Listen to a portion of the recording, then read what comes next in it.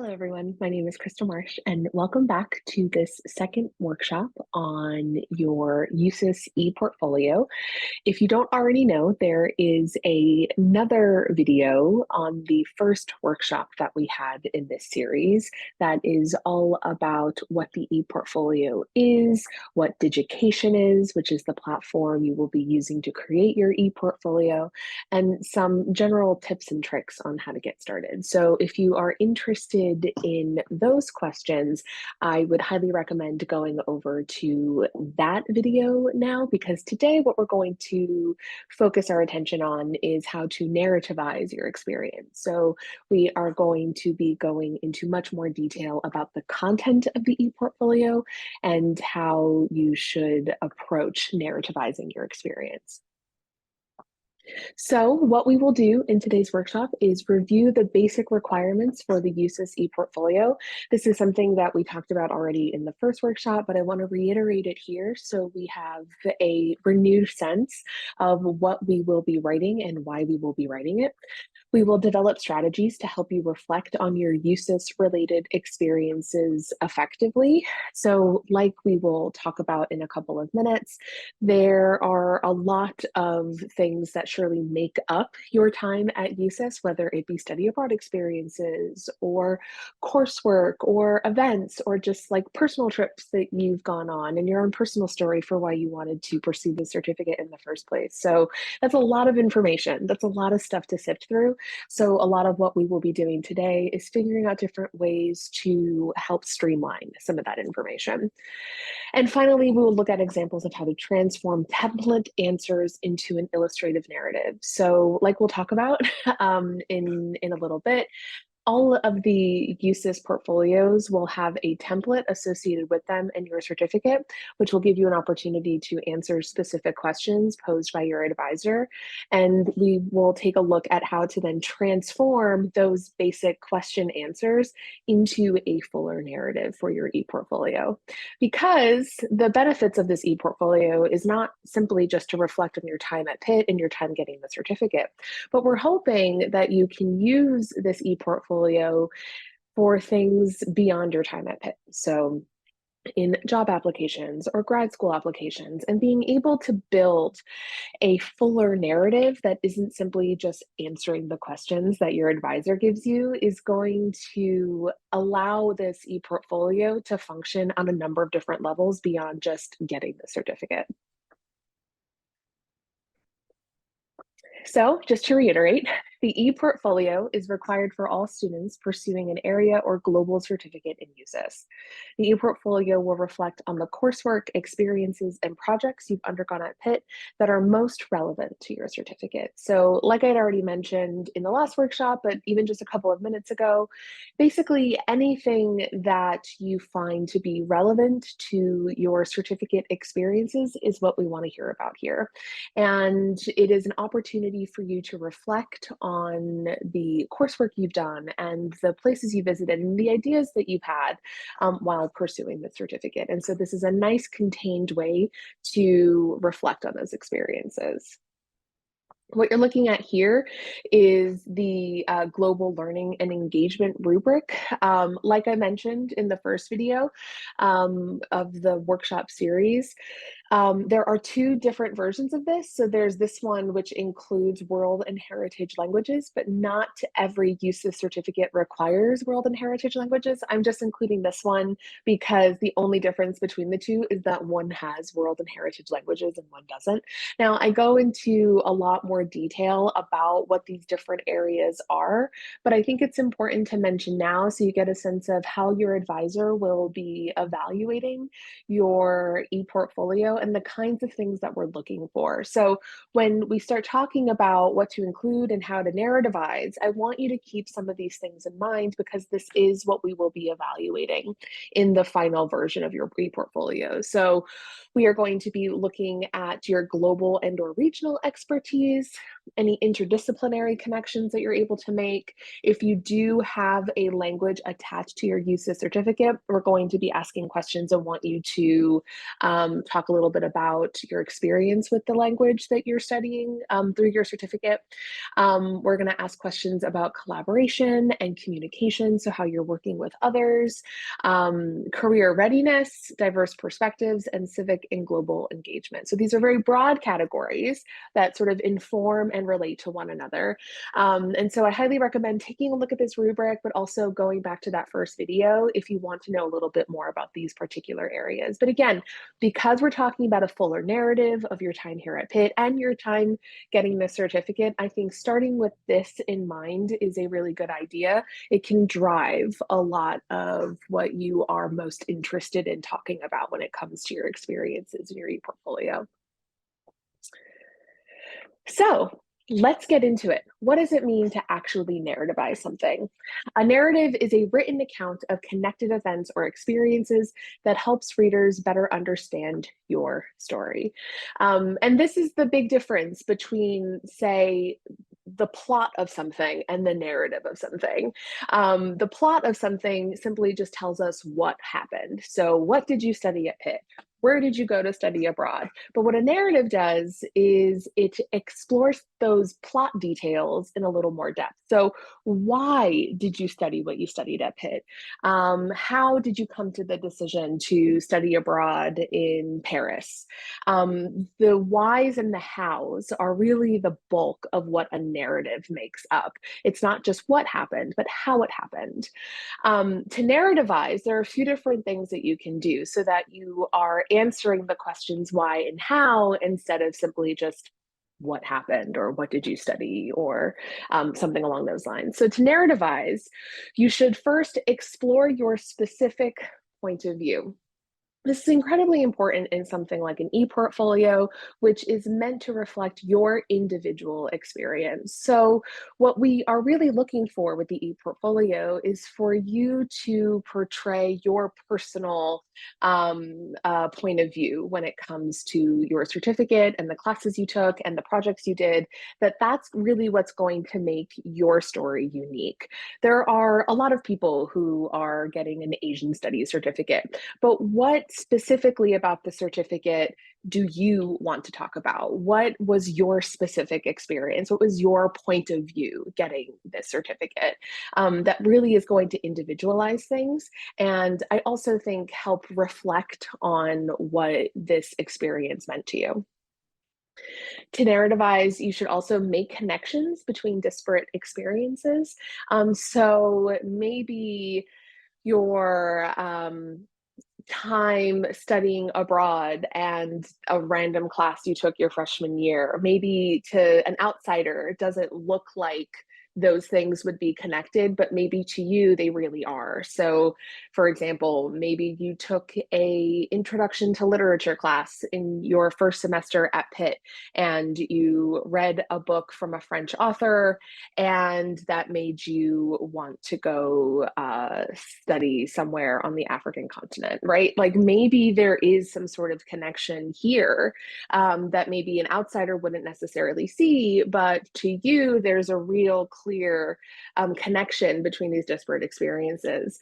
Or maybe you had a personal experience that made you want to take a particular class and then made you want to go study somewhere or learn a particular language, that you want to make connections between these things. And that's really going to help you build a narrative, because if you simply just say, well, I took this class in my freshman year, and then I studied in this place. Well, what's the connection between those things? If that's going to help us better understand your specific point of view, and it will make connections between these experiences that will paint a fuller picture of why you wanted to pursue the certificate, and then also what you are personally getting from your experience in the certificate. And to narrativize, you should also detail how you uniquely interpreted your experiences, work, and learning.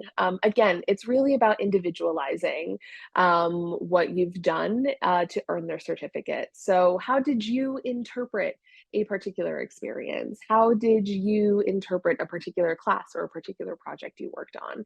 That this level of interpretation is really going to be different for everyone, but we are interested in your unique experience, and that by detailing your specific point of view, how you interpreted an experience or a course, is going to help build a larger narrative about your time at Pitt and a larger narrative of this certificate and what it means to you. So here are a couple of questions that you can ask yourself and also kind of revise to better help you narrativize your experience as opposed to simply just telling us the plot of your time at Pitt. So instead of asking, what USIS certificate am I pursuing? That's a really what sort of question. That's a real kind of one answer question. What area certificate am I pursuing? I am getting a certificate in European studies. The more interesting question, though, is why did I choose to pursue this particular certificate? So in addition to telling us what you're pursuing, tell us why you are pursuing it. What about this area of the world or this particular study got you really interested in pursuing this more seriously? That's going to help you build a stronger narrative about your experiences in the certificate than simply just telling us what you pursued. Instead of asking, what courses did I take? The more interesting questions are, what is something that surprised me in my learning? Which project am I most proud of and why? And where did I find my perspective shifting and expanding? So this is more than just simply listing classes that help you get your certificate at the end of your time at Pitt. Instead, we're asking more specific questions about your learning, and this is going to help you build a narrative. If we're looking back at this first slide here about exploring your point of view, making connections, and detailing how you uniquely interpreted something, these questions are so much more interesting than simply what course did I take. Now, what you're answering is, how did my learning shift? What project specifically do I think was a really imperative project for me thinking about my future or this area of the world or the thing that I'm interested in studying? And then where did I find my perspective shifting, expanding? That these are going to tell us a lot more about you and your unique experiences in the certificate than simply just like listing the classes and what they were. That these are much more interesting questions to answer, but they also will help us build a narrative of your time as well. Where did I study abroad or where did I travel? Instead of answering simply that question, you can answer, what did I find most challenging and rewarding about engaging with a different culture? In terms of actually attending USIS events. Instead of just telling us what events you came to, instead you could answer, why did I choose to attend a particular event? What did I learn and how did it expand my thinking about the world? And finally, what are my career goals? Instead of just saying, well, I want to go to grad school or I want to go into government.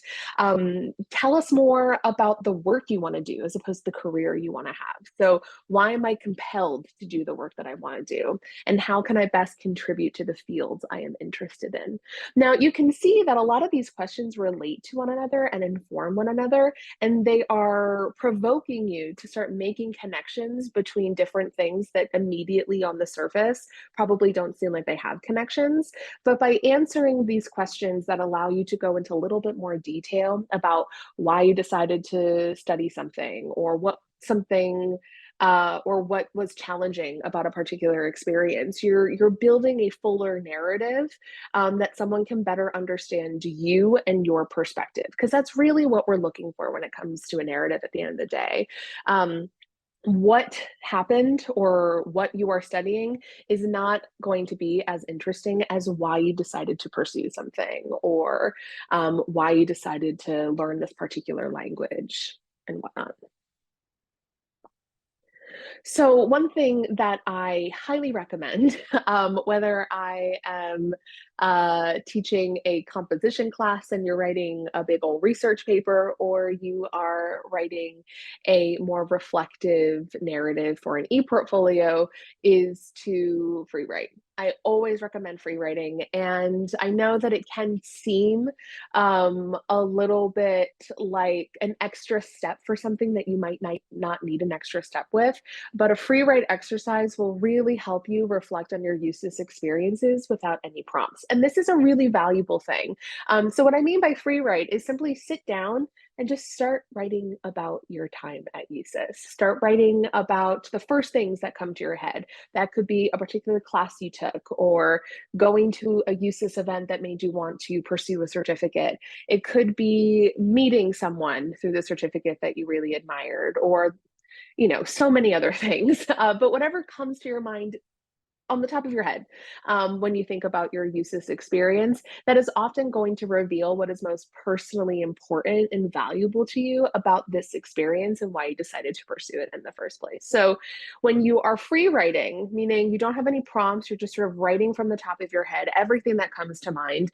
You're not worried about grammar, you're not worried about punctuation, you're not worried about someone even reading it. It's really just a place for you to dump all of your thoughts in one space. You're going to probably tell us the stories that you most want to tell about your experiences, or again, reveal what is most important to you about this space. And you can use this as a chance to illustrate your passions and not just your skills or resumes or transcripts.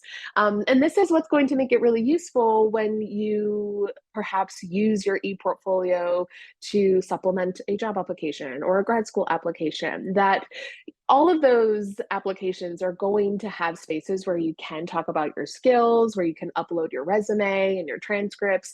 But this is an opportunity for you to really talk about your experiences and your interpretations. And again, your particular narrative. It's going to paint your personality. It's going to round you out as a sort of full, complete person beyond just a list of skills or a completed resume. And so a free write can help you kind of put all of those things into one space. And it will be very you. It will be very reflective of you and what you find most important. And when I'm thinking about a free write for this particular project, the ePortfolio, it's also a really great time to revisit old papers or projects you're really proud of, revisit old syllabi for classes that you really liked, or even classes you didn't like, but maybe taught you a lot about what you want to do or don't want to do. You can reflect by looking at photos of your time abroad, or photos from when you traveled somewhere or participated in a particular pit event or something along those lines. Taking some time to remember and reflect is going to be really useful for this kind of exercise, and maybe kickstart some of your thinking about why you wanted to study this in the first place, and also just show you how far you've come as well. One question that you can start with if you're struggling with answering this sort of exercise is, how is your first year with USIS different than your final year? You are a senior now, you are thinking about your future, but you're also reflecting on your time as a student. And so when you're thinking about the first semester that you were a USIS certificate student, what was your perspective then? And then what is your perspective now as a almost graduating PIT student? That will hopefully give you some inspiration to sort of think about and reflect on how you've changed over that period of time, if you are struggling to just sit down and just sort of write something off the top of your head. But that, I think, can be a really great way to kickstart a free write. But again, revisiting old papers and syllabi and materials that helped you get through the certificate or helped you pursue the certificate, I think could be another great way of starting to do that work, and hopefully reinvigorate your memory and remember why you wanted to do this in the first place and why you wanted to pursue the certificate in the first place. So I think a free write exercise is just such a great place to start, because what is most immediately important to you when it comes to the certificate will come to mind, and then you can really try and pursue that in the portfolio itself. Now, beyond just your own personal free write, the thing that no one's going to read, the thing that you're just doing for your own purposes, there are also templates for each certificate on the ePortfolio. And I demonstrate this a little bit in the last workshop, but the templates are there to guide your writing, not dictate your writing. What I mean by that is that there are going to be a number of questions in a lot of the different tabs that are available to you in the templates for each certificate on the ePortfolio. And you can absolutely sit down and answer those questions. But if you want to transform your portfolio into something a little more personal and a little bit more special, something that you can do and that we really encourage you to do is take your answers to those questions and then put them into more of a shared narrative about who you are and why you wanted to pursue this certificate and the sort of things that you're reflecting on learning during your time pursuing this certificate. That you can use the questions in the template to help build a cohesive narrative of your experiences and what you've learned. So something that I highly recommend doing is answering the questions, the prompts that are there for you, and then build a more unified story through editing and revising. And so what we're talking about here is going through a couple of different steps in order to build a successful narrative. That what you're going to be doing is, writing a free write. What is the first thing that comes to your mind about your experiences at USIS? And then perhaps you answer some of the prompts that are there for you in the templates. And then from there, you will probably start making some of these connections yourself and start getting more of a sense of the story you want to tell about yourself and your time at USIS. And then you can start building a more unified story. Because as I say here, this will help make the ePortfolio more unique and individual, and also help make it more readable to a broader audience. Again, if this is something you're interested in using in the future for job applications or grad school applications, or internships or the Peace Corps or something, just supplemental materials for any opportunity that you're applying for, building a narrative that isn't simply a question and answer format is going to help this portfolio expand beyond just Pitt, that it will be more readable to audiences that aren't just your certificate advisors or your peers at Pitt. It will be readable to people who are not part of the university or a part of the certificate. And narrativizing your experiences is the way to help broaden that audience. So let's look at an example of how to translate template writing to narrative writing. So I actually have a template note document open here, but first I want to show you what this looks like on Digication. So this is what Digication will look like. Again, I talk a little bit more about the platform and what you can see and expect in the first ePortfolio video. But if I click on this portfolio in progress, you will notice that when I click on particular tabs, there are these prompts for me. So I'm in the study abroad tab right now.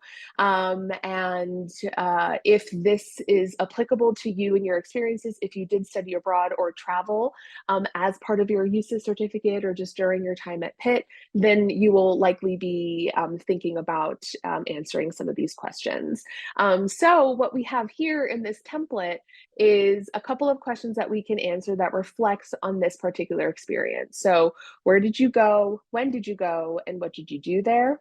During your study abroad trip, were you exposed to different experiences, attitudes, or beliefs? If so, reflect on the ways these experiences affected your own outlook and ideas. Did you use your language skills while you were abroad? If so, think about how knowing even some of another language helped you participate in a broader everyday life. Be specific. Did your experiences abroad interact with your courses at Pitt to affect you understand the ideas, perspectives, facts, and historical context of your study abroad site? How did you engage with the new part of the world you were living in? And then also add some images of your time abroad. So as you can see from all of these questions, these are questions that are there to help you build a narrative. They don't build a narrative individually on their own because they're still disparate questions that are a little bit disconnected. And it's up to us to make those connections and to create a more full narrative, depending on what we want to focus on and what we want to say. So a great thing to do is to simply sit down and just start answering these questions. So this can be in the free write that you do, or it could just be here on Digication, where if you just type something and it'll start answering it for you, which is really great. And as you can see, when you type it, the question will go away, and then your answer will follow, which I think is a really great place to start. But then, how do you actually take these questions and revise them into a more complete narrative? So, what I have here are all of these questions, and then I've just answered these questions for myself individually. So, what I want to do is take a look at what I've answered, and then see how I've translated it into what I would call a very cohesive narrative that takes all of these individual disparate questions and transforms them into something a lot more unified, a lot more personal, and a lot more interesting to read to a broader audience, while still kind of getting to the heart of what I'm answering here. So these, again, are the questions that you're going to see in that template. So the first question: where did you go? When did you go? And what did you do there? And then I answer quite straightforwardly: I went to London. While I was there, I traveled across the UK and Europe. I also interned at Shakespeare's Globe and the Women's Library, in addition to taking classes that were mostly focused on British literature. I took classes like Introduction to Shakespeare, the Irish novel, contemporary British drama, and subcultures in Britain. So it is a very straightforward question. And it's a pretty open-ended question too. What did you do while you were abroad? These are going to be the first things that come to my mind. So what I've done here is I just listed why I went to London, and then the different experiences that come immediately to my head when I think about that time. The second question: during your study abroad trip, were you exposed to different experiences, attitudes, or beliefs? If so, reflect on the ways these experiences affected your own outlook and ideas. So my answer is I was exposed to many different experiences, attitudes, and beliefs during my time in London. London is such a large and diverse city, meaning I was able to experience not just British culture, but also cultures from around the world. Perhaps more accurately, I was able to expand my understanding about what British culture actually is. Hint, it's not just tea and Shakespeare and the Great British Bake Off. I loved traveling to Brick Lane in particular, where I was able to try authentic cuisines from Caribbean, Southeast Asian communities that have moved to the UK because of Windrush or the British Raj. In these restaurants, I was able to talk with families who have navigated living in the UK while not always feeling welcomed in the country. This was an eye-opening experience for me and expanded my understanding of British identity. So even in just answering that question, I took this pretty open-ended question and then really specified my own perspective on this experience, and really I think expose a little bit more about the things that I learned, the things I was surprised by, and the things that ended up being most meaningful to me during that time. The next question: did your experience abroad interact with your courses at Pitt to affect the way you understand the ideas, perspectives, facts, and historical context of your study abroad site? And then I answered this question: yes. I was able to see a lot of plays that were actually about Britishness, like Jez Butterworth's Jerusalem or even Shakespeare's Henry V. Seeing these plays performed in a British context with an all-British cast made me reevaluate the ways I understood British theater in the past, and instead see it on a continuum that is always changing and evolving. The audiences were also mostly British, and I learned a lot about what theatrical themes like belonging, history, and identity meant to them as a national audience. And so I'm getting really specific here, right? I'm taking this really broad question and I'm going at it from the perspective of seeing a lot of plays abroad, because that's something that I did a lot when I was studying abroad in London, and it really affected my experience there and how I understood that country and that culture. And so I'm able to really individualize this and make this my own through my specific interest in being there in the first place.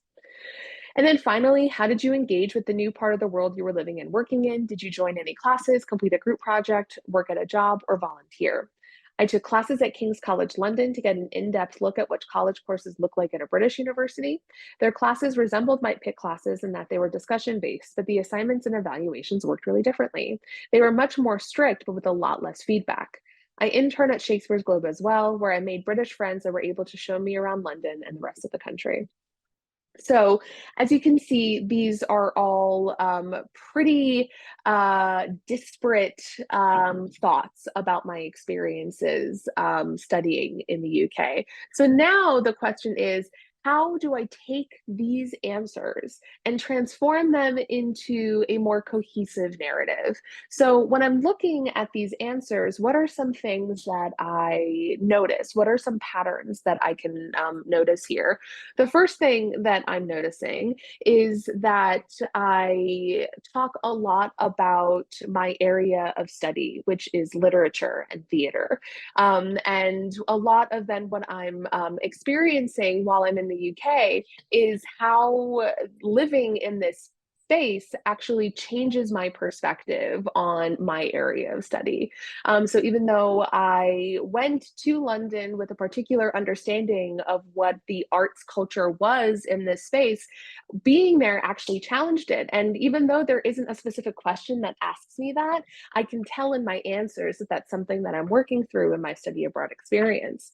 The other thing I'm noticing in just reading a lot of what I've written here is that I am often surprised by how expansive the British identity is. That, I go to the UK thinking that I am going to experience these couple of things about British identity that is most noble to me, someone who isn't British.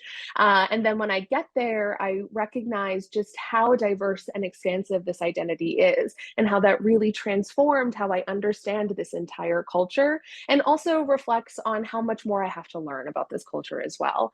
That it all isn't, again, Shakespeare and tea, but there is an empire to deal with. There's a lot of difficult history to deal with that have implications today. And again, that's not something I really reckoned with until I actually went to this space. So again, even just writing my quick answers to these questions. I mean, I wrote this in 10 minutes, probably answering all of these questions. I'm able to better recognize some patterns and some things that I probably wouldn't have put together myself, but like actually answering these questions in these ways, I'm able to make those connections a bit better and connect those dots.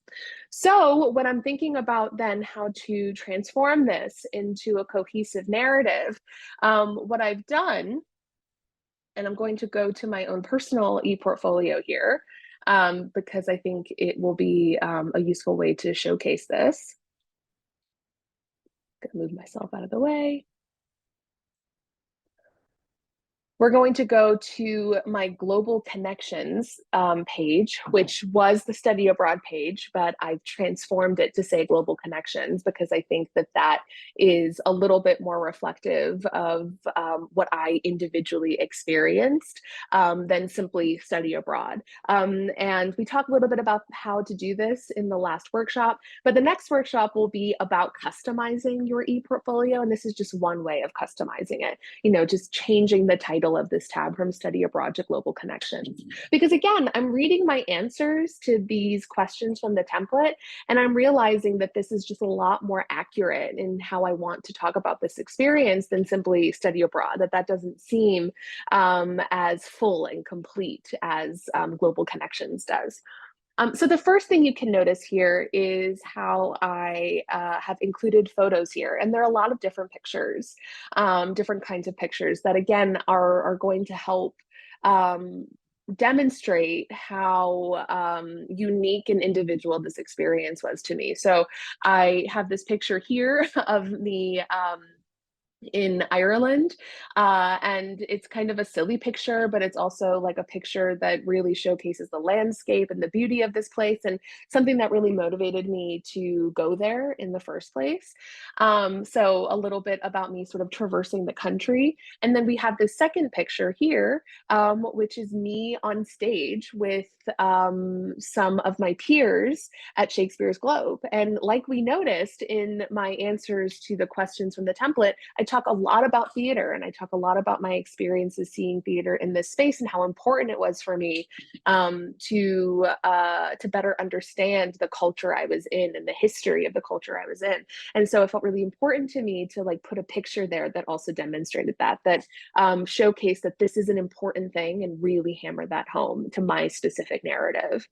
And then the final picture is a much more recent picture. This is from last year, and it's a very iconic photo of London, right? So we have the Tower Bridge here. It's a very recognizable structure in the UK, or in London more specifically. And so I thought it would be a really nice way to demonstrate, what brought me there in the first place, which was, hey, this is a really popular, diverse city, and I want to know more about it. So these pictures in their own right tell a particular narrative and tell a particular story.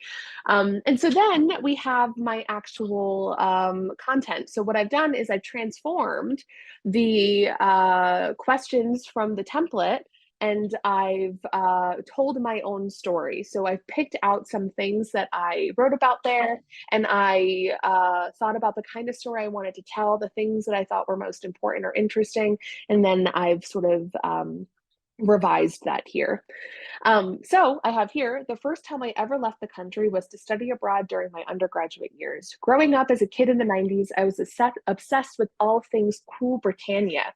Music like the Spice Girls, movies like Notting Hill, and people like David Beckham took up so much space in my imagination.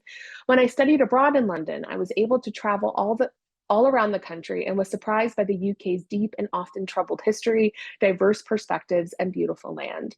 I realized how much I didn't know about the country and was eager to learn more. So you can see in this quick little 80-word blurb that I have here, I am taking all of these questions that I spent many more sentences describing, and sort of outlined them in a really straightforward way that I think demonstrates well my own particular point of view, why I wanted to study abroad, and some of the things that I learned while I was there. So I move on to my next section. My time studying abroad in London was so transformative that after I graduated, I decided to pursue my master's degree in Shakespeare Studies at King's College London. They had a unique program that allowed me to do hands-on research into the city's unique theater history and culture. I was able to do in-depth archival and practical research at institutions such as Shakespeare's Globe, the National Theatre, the British Library, and the Royal Shakespeare Company. I worked as an intern at the London School of Economics Women's Library and at Shakespeare's Globe, which helped me make lifelong friends and gave me an insight into the everyday lives of Londoners. Again, we're taking things that are directly from that template, but we are building a narrative. We are making connections that the questions on their own don't make. I'm making those connections. I'm showing what I think is most important by building a narrative that I think best reflects me and my experiences in this space.